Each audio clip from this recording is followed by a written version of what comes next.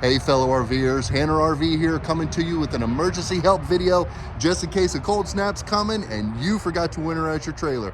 Stay tuned for some quick tips. First and foremost, find your low point drains. They could be here.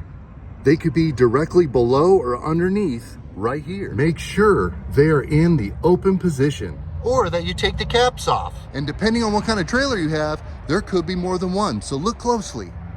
Then go around and open up your dump valves. Hopefully, you've already dumped and cleaned out your tanks. Make sure you open this and leave it off. Next, find your fresh tank dump valve.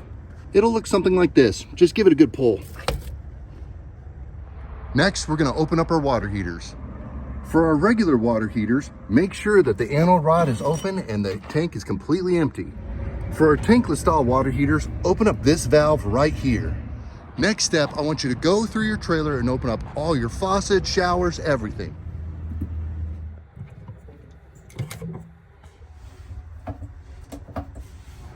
One of the last quick things you can do if you don't have access to any antifreeze is to take some high-proof alcohol and pour it down the sink drains to keep those P-traps from freezing up.